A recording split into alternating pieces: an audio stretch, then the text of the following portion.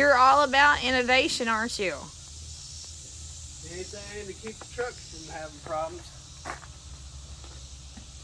Whew. All right. Well, I think I got all my tools picked up. Well, people really like the content that you're putting out and the way you're explaining everything. That you obviously are making an impression on how you engage the audience and explain what you're doing. Well, I'm just glad they can understand whatever it is I'm saying.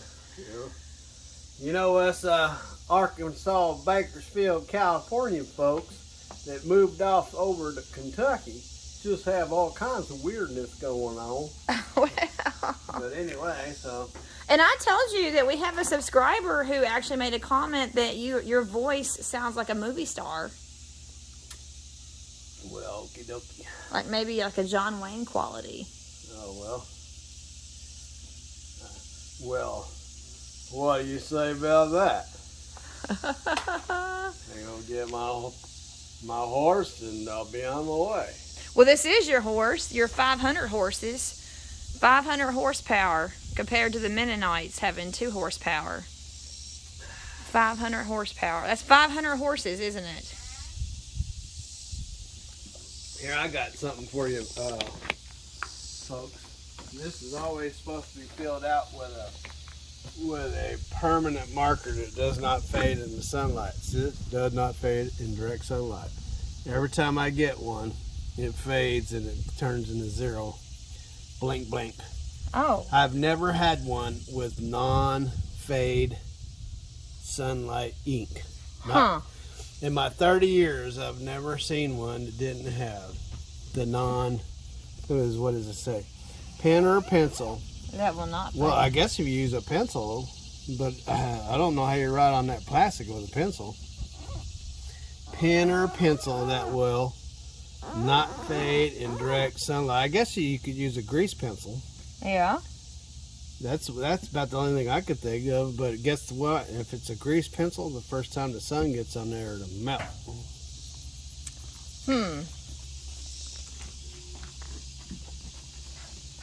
Well, as a closing thought, I do want to tell everybody what I proposed to you, that we can have a compromise. Stephen doesn't like my hair short. He thinks I look like a poodle. He calls me Lola, like a poodle. He thinks I have a poodle haircut. What's the Monkey Wrench Mike? Monkey Wrench Mike has a dog named Lola. Lola, and it's a poodle. And every time he's at home working on something and he's talking on the camera, Lola thinks that he's talking to her, and he'll run up and get on the camera, and he'll say, "Well, you want to get back on the camera again, Lola?" So I tell Ruth all the time, "Whoa, you want to get back on the camera, Lola?" Because of my naturally curly hair, and it's short, and it's naturally curly, and you think it looks like a poodle haircut. You don't like it short. You wish I'd grow my hair back out. So what did I say? I said, I will grow my hair out if you keep your face shaved. Well, I told you why I shaved it. Because I got tired of cleaning the grease out. I know, but now that you've shaved, you can keep shaving. Yeah, but now that I'm all done being underneath the truck, being covered in grease, and I haven't taken my medicine yet today. I could tell by my sinuses. But anyway. Well, it takes 10 years off of you by having the beard gone. Well, I can't feel it coming off of me. I mean, I like your beard, but it's been so long since I've seen you without a beard that it's nice and fresh for a change. Well, I mean, you're looking right at me. How long does it take to get from vision to your brain? Oh, well, I like it. And only one time did you ever shave your mustache off. Only one time in our marriage. We've been married 20 years, and only one time. Yeah, I grew a mustache out when I was 14 or 15 and had one ever since. Except for about 4 years ago, you shaved the mustache off too. I mean, you had no facial hair. You shaved the mustache and the beard off, and man, that changed everything. You looked really different without the mustache. Is that right? I look like Abraham Lincoln.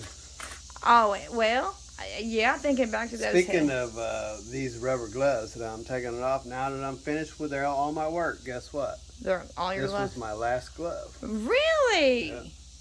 Well, no, you still have to change the oil filters. Yeah, well, I can use the ones in the truck. So you went through a whole box of gloves. I bought this box of gloves when I started the job. And those are and how many gloves were in there? That was the last set right there. How many were in the box? However many came in the box. So you're down to your last gloves then. So, woo wee. Are you stripping for the camera? Oh well, I'm fixing to take a break because I haven't taken my medicine. I need to go in the house.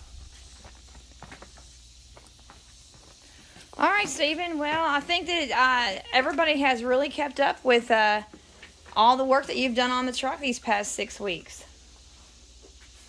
Well, I appreciate it, ladies and gentlemen. That's the life of an owner-operator. Well, actually, we got pictures of the Pete, the white Pete that was before this truck.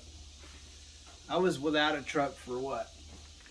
A year? Oh, yeah, close to a year. When I bought all these Harleys and everything, because I was going to start big belly rebuilds and buy, fix, and sell Harley Davidsons for YouTube. And then the Biden selection happened, and they put our president that we all 80,000 people voted for,